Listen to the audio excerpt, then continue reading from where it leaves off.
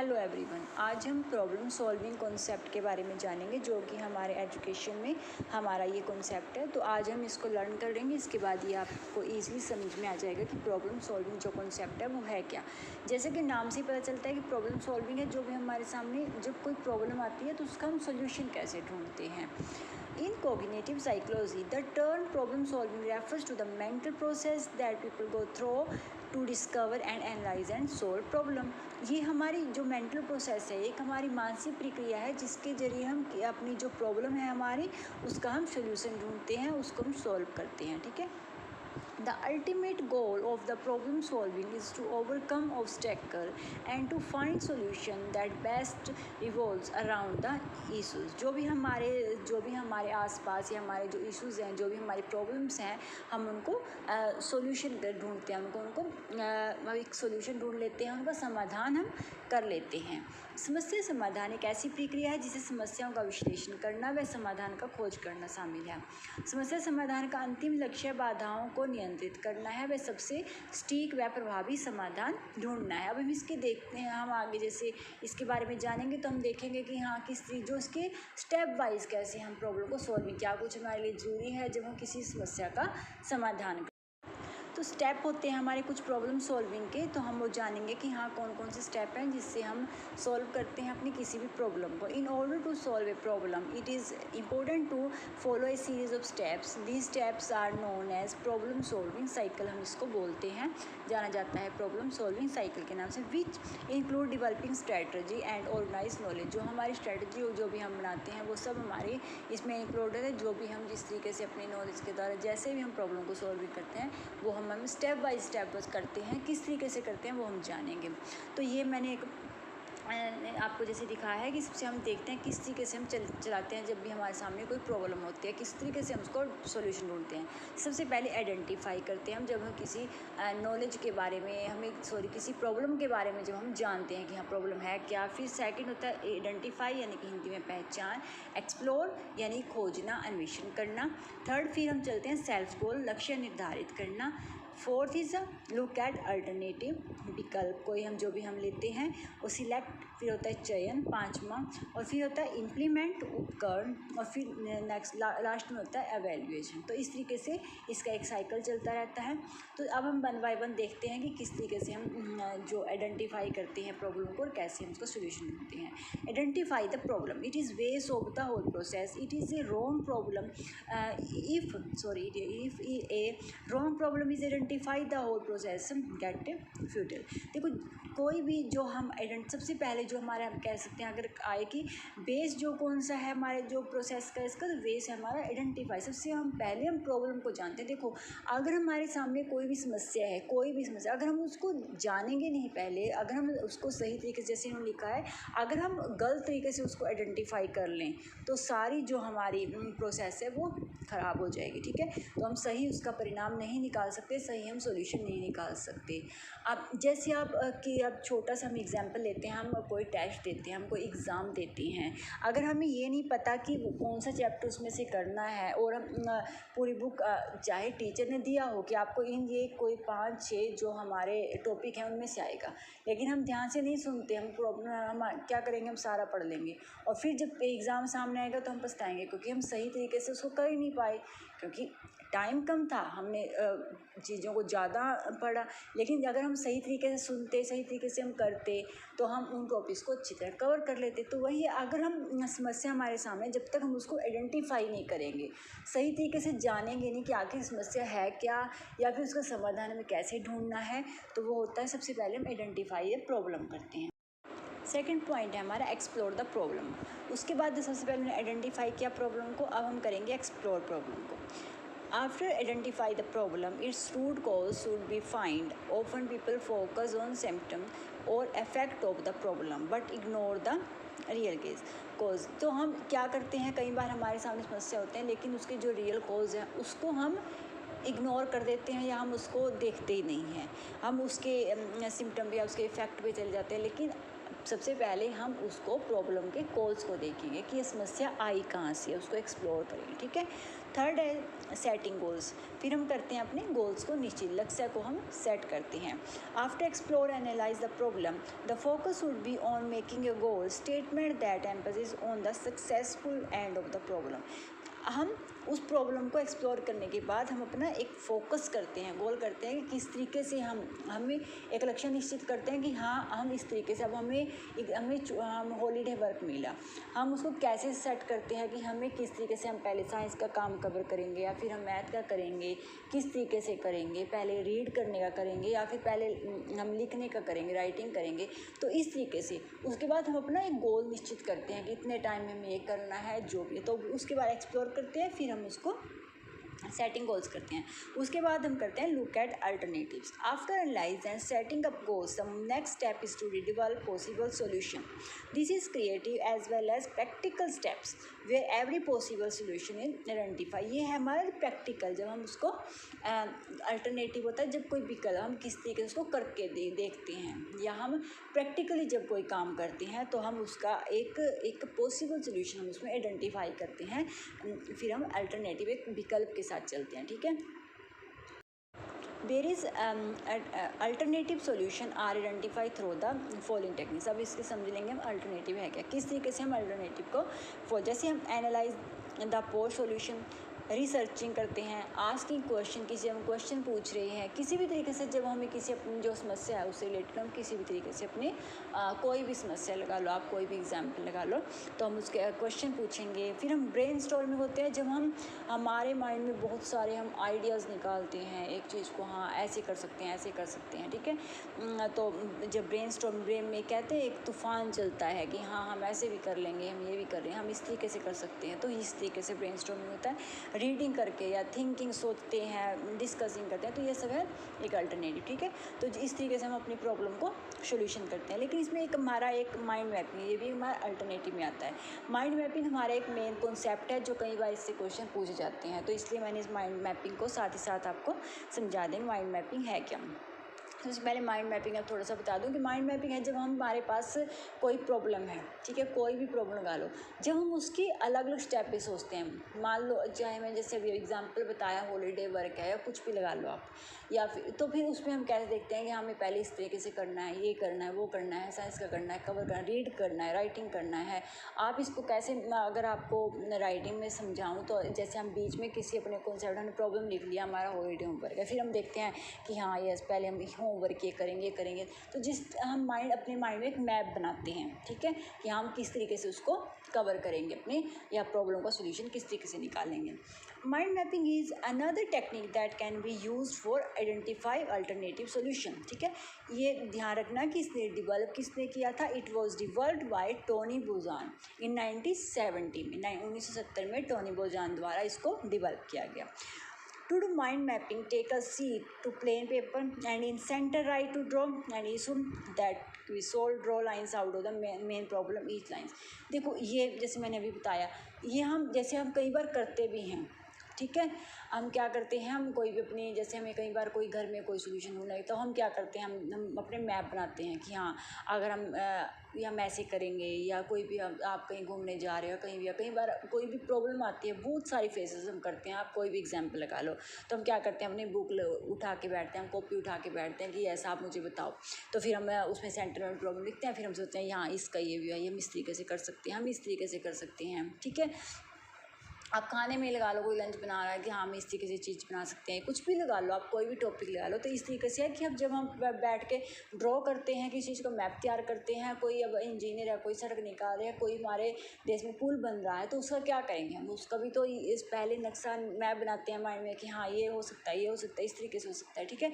तो वो होता है एक माइंड मैपिंग, जब हम किसी चीज़ के बारे में सोच should represent different aspects of the problem, it gives a clear picture of the problem। तो जो माइंड मैपिंग है, इससे हमारी जो प्रॉब्लम के बारे में क्लियर पिक्चर हमारे सामने आ जाती है। जब हम माइंड मैप तैयार करते हैं, कोई भी हम अपने माइंड में कोई भी किसी चीज़ का मैप तैयार करते हैं, उसको बनाते हैं, ठीक है। मैंने कंप्लीट होमवर्क हॉलीडे से एग्जाम्पल के तौर पे आप कोई भी एग्जाम्पल लगा लो, कुछ भी किसी तरीके से आप इसको समझ सकते हैं। माइंड मैपिंग है जब हम किसी भी समस्या के समाधान के लिए जब उसके सोल्यूशन ढूंढते हैं, एक मैप तैयार करते हैं, तरीके देखते हैं कि किस तरीके से हम उसको सोल्यूशन ढूंढ सकते हैं उसका। फिफ्थ हमारा जो पॉइंट है, सिलेक्ट द बेस्ट सोल्यूशन। फिर हम देखते हैं बेस्ट सोल्यूशन को हम सिलेक्ट करते हैं, चयन करते हैं। Next step is to select the best solution to solve the problem, resource and other consideration. जैसे मैंने ये एग्जाम्पल के तौर पर आप समझ आएगा, जो हमें रिसोर्स, देखो कोई प्रॉब्लम है उसके लिए हमें रिसोर्स भी चाहिए। अब हम काम करेंगे तो हमें कॉपीज़ भी चाहिए, तो यही तरीके है कोई भी हम कोई, अब हम घर बनाएंगे तो हमें मनी भी चाहिए। तो जो भी हमारे सामने प्रॉब्लम है उसके लिए हमें जो जो चीज़ें चाहिए, अब हम सोच रहे हैं हमें घर बनाना है तो हम ऐसे थोड़ी बना देंगे, हमें मनी भी, हमें पैसा भी चाहिए, हमें टाइम भी चाहिए, हमें जो चीज़ें उनके लिए ज़रूरत है वो सब चाहिए। तो वही है। तो उसके बाद हम देखते हैं कि हम उस बेस्ट सोल्यूशन अपनी चीज़ के लिए हम उसको चीज़ों को कोलैक्ट करते हैं, किस तरीके से हम क्या चीज़ें हमें ज़रूरत है उस समय वो सब हमें चाहिए।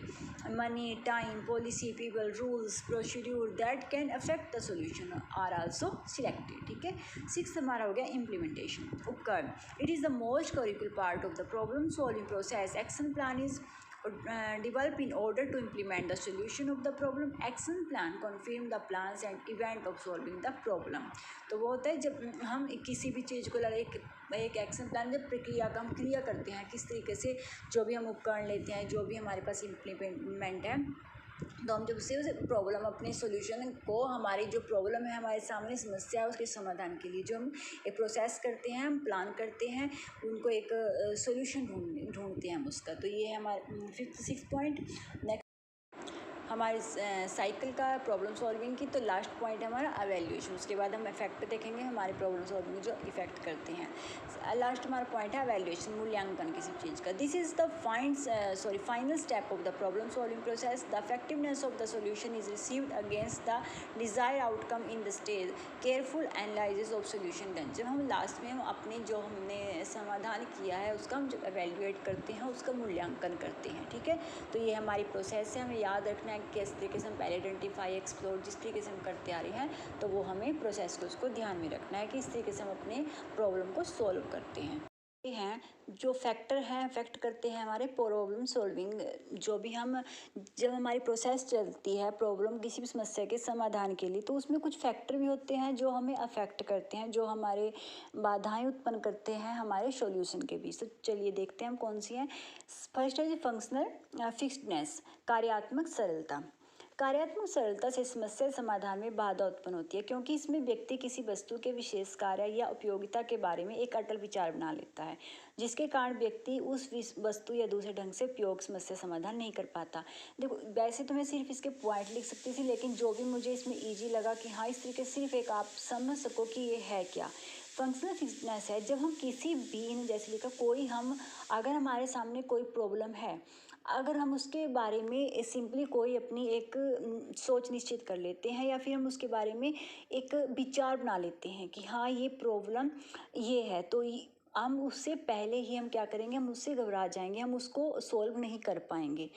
कई बार हम सोचते हैं ना कि नहीं ये तो मुझसे होगा नहीं, एक हमने उसमें क्या विचार बना लिया, नहीं कि हमें, कई बार ऐसा होता है हमें लाइफ में हमारे सामने ऐसी प्रॉब्लम होती है, हम सोचते हैं हाँ हम फैमिली के खिलाफ जाएं या फिर हम अपने लक्ष्य को पाएं, तो उस समय जब हम विचार बना लेते हैं कि नहीं हम समाज से कट के नहीं चल सकते, हम अपने परिवार से ऊपर उठ नहीं सकते, और कई बार हम गलत रास्ते पे, तो उस समय जब हम एक विचार बना लें कि नहीं हम इससे आगे जाएंगे नहीं, हमें ये लिमिट है, हमें इससे आगे क्रॉस नहीं करनी। लेकिन कई बार क्या होता है, हमें अपने जो प्रॉब्लम है उसके सॉल्यूशन के लिए, या फिर हम कह सकते हैं अपने लक्ष्य को प्राप्ति करने के लिए, हमें वो एक पॉइंट, या हम कह सकते हैं एक लाइन को क्रॉस करना पड़ता है। तो वो है, अगर हम उसके बारे में एक विचार बना के अपने माइंड में कंप्लीटली हमने सेट कर ही लिया, तो हम कैसे उसको सॉल्यूशन करें, कैसे देखेंगे हम उस अपना उस जो हमें सॉल्यूशन करना है, वही है। जब तक हम, अगर हम पढ़ रहे हैं और अगर हम एग्ज़ाम ही नहीं देंगे तो हम नेक्स्ट क्लास में होंगे कैसे, वही है।